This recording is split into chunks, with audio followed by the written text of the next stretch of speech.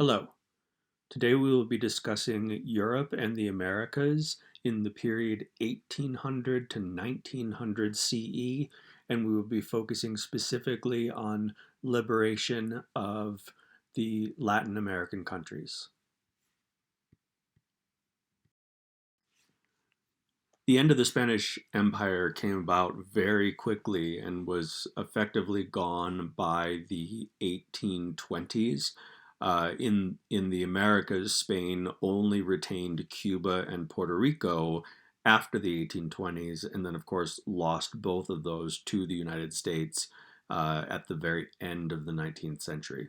So, all of the colonies that Spain had held in the so called New World for over 300 years, they lost them very quickly, mostly due to things that were happening in Europe rather than in the Americas. And Britain certainly helped the process along because they benefited economically by the collapse of New Spain. Spain itself was such a mess during this period that as the conflict for independence in each of these countries started to develop, it wasn't actually Spanish soldiers who were fighting on behalf of the crown. It was locals that identified much more closely with Spain than with, say, the native peoples of the Americas. So Spain itself sent very few troops. It was mostly royalists who were based in each country that were fighting on the side of the crown. And those people who were known for the most part as Creoles, so people from the Americas, but of almost exclusively or exclusively European heritage, they held all of the political power. And we actually see that right up into the 21st century. When you look at a lot of countries in Latin America, the political leadership tends to be quite fair skinned with a lot of European ancestry.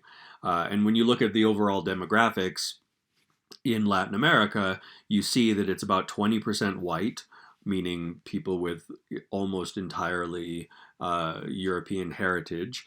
And then the other 80% is a mix, and the mix changes in different countries between native people and mestizos.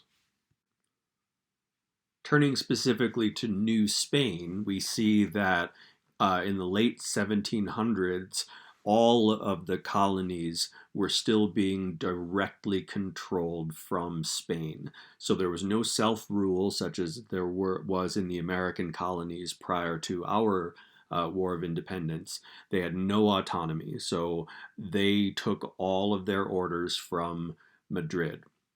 Now, we know that Spain is an absolute mess during this period and is conquered by Napoleon. Napoleon decided it would be a fantastic idea to make his brother the king of Spain. We looked at that when we were looking at the Napoleonic era. And the colonies refused to recognize him because, one, he wasn't Spanish, and two, he was regarded as being an illegitimate ruler. Now, after the Napoleonic Wars ended in 1814, they restored the House of Bourbon to the throne of Spain, and the colonies, now that they had a so-called Spanish king again, they renewed their allegiance to the crown, but they actually had enjoyed those several years of effectively being independent. Now, absolute monarchs like absolute power, and so King Ferdinand tried to reassert that total political control over the colonies, and that caused some problems. You give people a taste of independence, and they usually like it. And so you have nationalists start to rise up. Republican nationalists, that's not the American political party. That just means people who are in support of having a republic instead of a monarchy. So in Mexico and Venezuela and Argentina, you have these nationalist movements. And so they start declaring independence around 1820. So by 1821, you have Honduras, Nicaragua, El Salvador, Costa Rica, and Mexico all declaring independence, with other Latin American colonies following soon after. Obviously, the French Revolution had a really significant impact on the Americas in a lot of different ways. Uh, you have the instability in Europe, which then has not just a political impact on the colonies, but also an economic impact upon the colonies because of how strong the economic relationships are between the colonies in the Americas and their home countries of, for the most part, Spain and Portugal and France. Uh, but one of the things that's percolating up during this period is the desire for self-rule. Now, the Spanish colonies end up getting de facto independence during the Napoleonic Wars, but they're also seeing what was happening to the north. Right? It was just a few decades earlier that the United States of America became independent. You have the French Revolution. So you have people rising up and demanding self rule all over the world during this period. Now, unfortunately for Latin America, they, like France, had never had any experience with self rule. Unlike the American colonies, which had had self-rule for 150 years before their revolution. So the Spanish colonies, once they were free, they were unprepared for self-rule. They didn't have those tools in the toolbox, and unfortunately, what happens in a lot of these countries pretty quickly is those first Republican governments, again, not the American political party, those first Republican governments collapse pretty quickly and are replaced by oligarchies, which is rule by the wealthy, or rule by a small group of people who are quite wealthy, and despotism, which is dictatorship. And so we sadly see that cycle repeat itself over decades and decades and decades throughout Latin America. Usually when we talk about slavery as Americans, we're talking about the practice of slavery in the United States of America. But slavery was practiced all throughout Latin America, and in the islands. And so you have many other European countries that have a tradition of using slaves for, mostly agricultural cash crop production in the islands and in certain places in Central and South America as well. Now, in Haiti, which is a French colony, it is one half of the island of Hispaniola, which is in the Caribbean. The other half is the Dominican Republic. It was a French colony and it was a sugar colony. And there was a slave uprising in Haiti. And this was happening during the Revolutionary and into the Napoleonic era. It was led by a former slave named Toussaint Louverture, and they were inspired by the ideals of the French Revolution. So here you have a country, France, that is looking for self-rule, looking for freedom and self-determination and all of that kind of stuff. And they had, slave colonies. So very similar to what was happening in the United States of America. But you have the slave uprising, and it's happening during a time of war in Europe. And quite frankly, Napoleon just couldn't spare the forces and didn't, think that Haiti was important enough to try to wrestle back. And so this is a former country that was formerly almost 95% slaves, West African slaves, that gains its independence in the early 1800s. Another thing that happens is overproduction, and gets into economics, but basic supply and demand. If you overproduce something, that is going to cause the price to go down. And so we see this happen with sugar in the early 1800s in Europe. When the sugar prices collapse, then slavery is it's less desirable because it's less profitable. No one is sitting around at this point saying slavery is morally wrong. That was just not the case sadly. What they're saying is, oh, we're not making as much money uh, by using slave labor. One of the problems there is that sugar plantations are way, way more deadly than cotton plantations, right? So in America, yes, we still have the practice of slavery, but because cotton planting is less deadly, the United States got to the point where they could, enslaved people would reproduce, and then you have more enslaved people. Whereas with sugar plantations, the act of working on the sugar plantations was deadly, and so you always needed to be able to import new enslaved people from West Africa into the sugar plantations to replace those enslaved people who died on the job. Now, gradually countries become less and less comfortable with the slave trade, not so much with slavery itself, but with the slave trade. And so both the United States and the United Kingdom ban the transatlantic slave trade in 1808, and the other European countries follow that relatively shortly thereafter. Slavery remains legal in the British Empire until 1833. Of course, in the United States until 1865. Slavery is still legal in Brazil until 1886, in Cuba until 1888.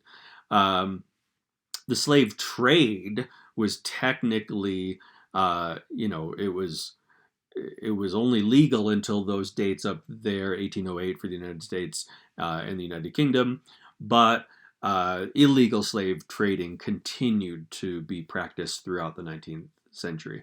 And eventually, they also move away from the mercantile system. The mercantile system, if you recall, is I'm a mother country and I have colonies, and those colonies can only trade with me. They can't trade with other European countries, and they can't trade with each other.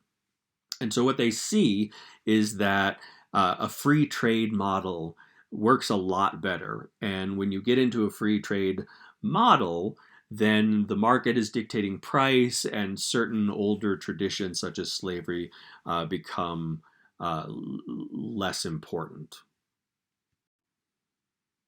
We're going to spend some time now looking at a few of the different countries of Latin America. We wouldn't really be able to look at every single one, but the biggest and sort of most relevant for studying the history of Latin America, we're going to spend some time with. And so, of course, we'll start with Mexico. Mexico fought a 11-year war of independence. Remember, from the beginning of this lecture, when we talk about there, being a war of independence, Spain is not sending troops to Mexico in the 1810s. They have many, many bigger problems during that period. So the War of Independence is being fought between royalist Mexicans, most of whom were of exclusive or nearly exclusive European heritage, and everybody else in Mexico. Right, those are the two sides during the War of Independence. And unlike other Latin American countries, some of the leaders on the other side were native or mestizo. We don't really see that in most of the rest of Latin America. When there is a fight between royalists and Republicans in the other countries, it is people of European heritage on both sides that are leading, not of course doing the fighting, but leading those two sides. They finally develop a constitution in Mexico in 1824, and it was a compromise, so not dissimilar from the process that took place in the United States. And they also adopt a federal system, again, just like the United States of America. So there are, and if you're listening to this, you may already know this, that Mexico has states, and the states have state governments, and it works the process. Obviously there's some issues with corruption and that kind of thing, but on paper the system is the same as it is in the United States. The first president of Mexico was a fella who you might have heard of named Antonio Lopez de Santa Anna. and he ran for president as a liberal, but then really became conservative uh, as a ruler. And at the beginning, he was quite popular, and then he went and fought a war against a new country called Texas, and he is the leader of the Mexican forces at the Battle of the Alamo. So even though he won, the fact that Texas was still able, with American support, to declare its independence from Mexico, really, he had some egg on his face as a result of that. That did not do very much for his reputation, and ultimately he is overthrown in 1855. Santa Anna was overthrown by a fellow named Benito Juarez, and yes, the city of Juarez is named after him. He was a Zapotec native, and he used to be the governor of Oaxaca.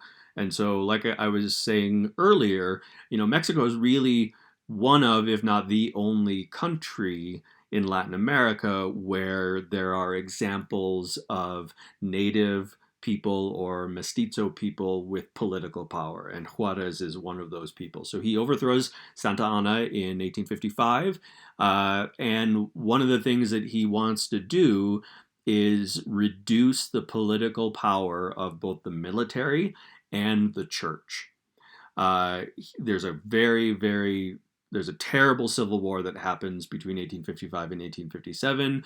Juarez ends up being the winner of that war, and yet Mexico ultimately loses the war because they stop paying off all of the loans to the European banks that they owe, primarily from having fought wars against the United States.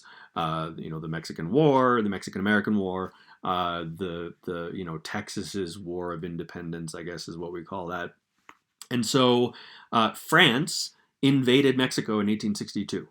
And yes, Napoleon had a grandson who decided it would be really cool to go by Napoleon III. And once they overthrow Juarez's government, they install an Austrian as the Emperor of Mexico. So now Mexico has an emperor, but he's from Austria because France didn't like the fact that Mexico stopped paying off their loans. If that's confusing, it's only because you're paying attention, because it's really confusing. And so then yet another war breaks out in Europe, and France pulls all of its troops out, but they decide to not pull out the Austrian emperor, Maximilian, and you kind of can anticipate what happens to Maximilian. His life is very short. Juarez comes back to power. He's back in power for another 5 years or so. And again, this is a period of really good governance for Mexico, and Mexico has not had that many periods in its history where you had really strong, responsive federal government.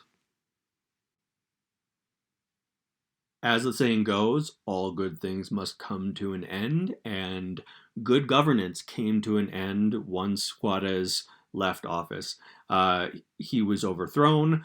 He was a military leader, he was a general, so right there, Juarez's efforts to reduce the power of the military were ultimately unsuccessful. So this is a military coup. They take over the government in 1877, and now you see the same thing that we see in a lot of other Latin American countries, where republicanism falls away and you end up with despotism, dictatorship, that kind of thing. And so that's Diaz he's a dictator, right? He brought in a lot of foreign capital, and in so doing, sold off a lot of Mexico's natural resources. And when you engage in those sorts of practices, as unfortunately we see in a lot of Latin American countries in the present day as well, that makes things a lot worse for regular people. Because that now there are fewer jobs and they have to pay more for things because the dictator has allowed the Americans and the Europeans to come in and buy up a lot of important natural resources and things like that. So Diaz remains in power for 30 years and is finally overthrown in 1911. And if you know it, I believe that this is the first time that we have entered the 20th century in this course. So we'll pick up with Mexico a little bit further down the road.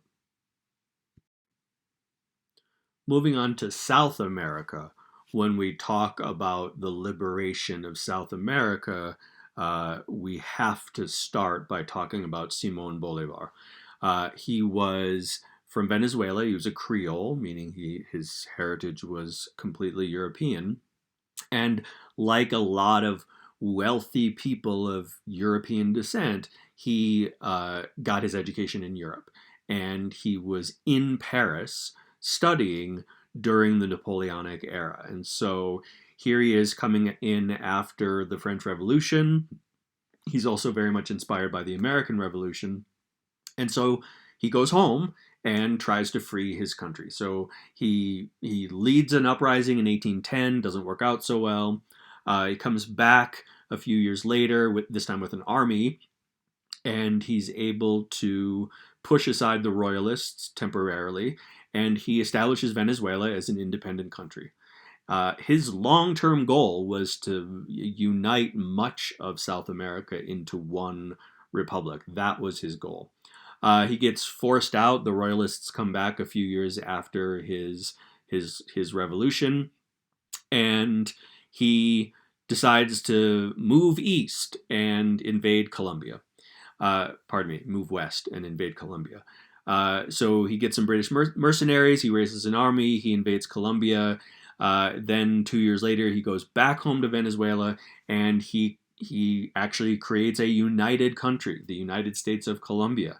And that was a combination of modern day Colombia, modern day Venezuela, a few other places.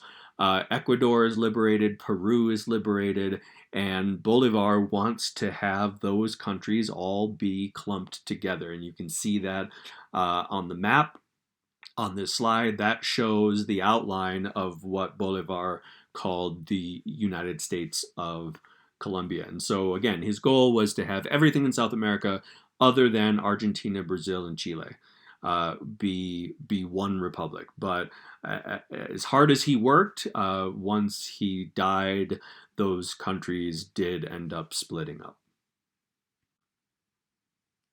Even though Brazil was not a Spanish colony, we see Brazil gain its independence also as a consequence of the French Revolution. Napoleon conquered Portugal, and when he did so, the regent, right, the regent is not the king, but if the king is a minor, right, as a child, then there's a regent who is the de facto ruler of the country. And so the regent bailed Brazil. It was the largest Portuguese colony by far, and it was safely far enough away from Europe that the guy figured he was going to be okay. In 1821, the regent goes back and he leaves his son Pedro in charge of Brazil. The Brazilians, just as we saw with the Latin American countries, that the Brazilians liked being independent, and so they raise Pedro to become an emperor, and they drive the few Portuguese troops that are in Brazil out, and they declared their independence in 1822. So in 1822, you have the first emperor of Brazil, and that is Dom Pedro. He lasts until 1831. He proclaims a constitution. Obviously, if there's a constitution that is being proclaimed, you're not talking about a Republican country, not the political party. That's that if a dictator or a monarch or somebody like that is saying, "Here's a constitution," it's not going to end up actually being worth too much. The country, in its first couple decades was pretty unstable, and Eventually, Dom Pedro is overthrown and is replaced by another regent. Here we are, regents, for his son, Dom Pedro II. And Dom Pedro II ends up being the emperor of Brazil for quite a long time. Just as was the case in the United States of America, when slavery ended in Brazil, it created a lot of economic instability. So you end up with labor shortages because you no longer have enslaved people who can't leave. And, the wealthy planters, much as would have been in the case in the United States of America were it not for the Civil War, the wealthy planters, the people who owned all of those human beings, were very upset that they were not compensated because they saw human beings as, money, not human beings. And so, as a consequence of their, dissatisfaction at not being paid to no longer be a slave owner, they organized a military coup and overthrew Dom Pedro. A few years later, Brazil gets a new constitution, but you see this economic split between the coast of Brazil and the interior, right? So the interior of Brazil, at least the part that isn't, sort of completely untouched wilderness and, the Amazon rainforest and that kind of thing. It's mostly agriculture in the interior, but the big cities on the coasts, like Rio, became modern cities, much like we would see in Europe or North America. So you've got a middle class, you have a lot of domestic manufacturing happening in factories and that kind of a thing. But the dominant economic players in Brazil are the planters, right? The plantation owners, and the main product that was coming out of Brazil during this time was coffee. And so the coffee planters are again dissatisfied, and so they overthrow the government again. And like we saw with sugar at the beginning of the 19th century, we see massive overproduction of coffee. The British, when they took over Ceylon, which is modern day Sri Lanka, they're planting coffee in Ceylon. So you have a lot more places around the world that are growing coffee, which causes the price to go down, which then has a significant negative impact on the economy of Brazil. Argentina is a lot different than a lot of the other countries in Latin America. For starters, there was a significantly smaller native population in the area that is now Argentina, and so a greater percentage of the people, modern Argentinians, are of almost exclusively European heritage because you didn't have as much of the intermixing as you did in other places in Latin America. So during the Napoleonic Wars, Argentina said, just like every other country in Latin America, we're independent. But unlike the other countries in Latin America, at the end of the war, Argentina did not welcome the monarch or the monarchy back. They refused to acknowledge the new Spanish king that was installed after the end of the Napoleonic Wars, and they actually declared independence in 1816. So that was a little bit earlier than most of the other countries in Latin America. Usually, most of the other countries, it's around 1820. The city of Buenos Aires attempted to get control over the rest of the country. It's the major metropolis. The rest of the country is fairly sparsely populated, and the sort of, I don't want to say founder, but like one of the early main political figures, who was Juan Manuel Rosas, he establishes a federal system, again, like the United States and like Mexico, but he structured it in such a way that he was effectively in control of the whole operation. The idea of representative government falls away very quickly, and he just becomes another dictator who gets overthrown in 1852. In 1853, Argentina gets a constitution that looks very similar to that of the United States, and the second half of the 19th century was great economically for Argentina. You see a similar pattern of industrialization in Argentina during this period that you also see in the United States and across Europe as well. The population doubled in 30 years, and that's always a sign of economic prosperity.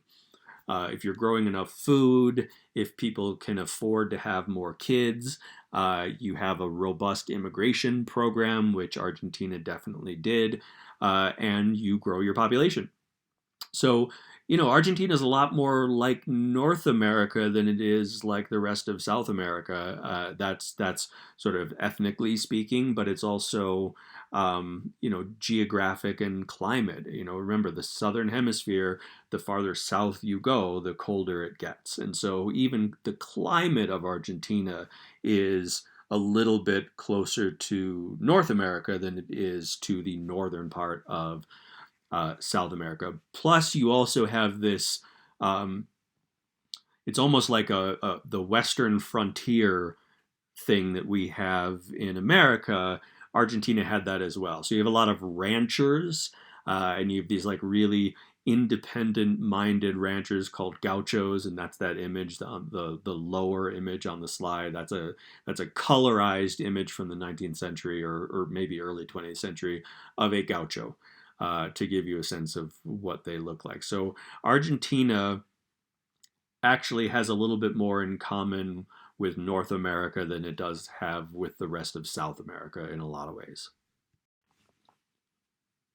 It would be naive to think that as soon as the peoples of South America gained their independence from Europe, that they would all be able to make peace with one another.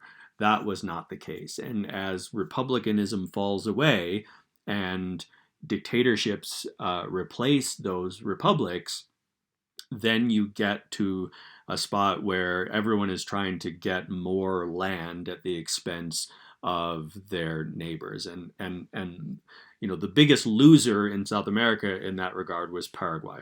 Paraguay declares itself independent in 1813. It's a landlocked country, meaning it doesn't touch an ocean. It's in the middle. It's almost exactly in the middle of South America. And so it wasn't, no disrespect to Paraguay, but it probably wasn't worth attempting to reconquer, certainly by Spain. Spain was a mess during the 1810s. Paraguay was most definitely dependent upon Argentina. Again, if you're a landlocked country, gaining access to the ocean is pretty important. And so their access primarily went through Argentina. Paraguay had really bad relationships with Brazil, and they fought a war against Brazil in the 1860s, and eventually you end up with a rare alliance between Argentina and Brazil. Argentina and Brazil historically hate each other's guts, and if you don't believe me, watch some World Soccer, and you'll understand. And so, even though Paraguay had been dependent upon Argentina, all three of those countries, Argentina, Brazil, and Uruguay, all saw opportunities to gain a little bit more land by taking a chunk of Paraguay, which is exactly what happened. And then, a few years later, you have another war in South America. And this time, what you have is Chile attacking Bolivia and Peru. At the beginning of that war, Chile was not that like long line that runs down the west coast of like almost all of South America. It didn't get that much land until after this so-called war on the Pacific. And so they took a bunch of land from both Bolivia and Peru, including some really, really important natural resources that they gained at the expense of both Bolivia and Peru. Looking at these two maps side by side tells you a lot about how quickly things changed in Latin America. In 1800, there were no independent countries in Latin America. None. And just 30 years later, almost every single country in Latin America is free and independent. Basically, all you have that are still colonies are the Guianas and what is now the nation that is now called Belize, which was known as British Honduras for a very long time, and Cuba and Puerto Rico. That's it. And so you can see just how much the European countries lost in terms of colonies, natural resources, prestige, all of those things. Looking a bit more closely at Latin America in 1830, we see a couple things. One is, of course, Mexico is much bigger. 1830, the Mexican-American War has not happened yet. We still have a country called Gran Colombia, which includes what is now Ecuador, which is an independent country. Peru and Bolivia are both bigger, and Chile, you can see, is much smaller.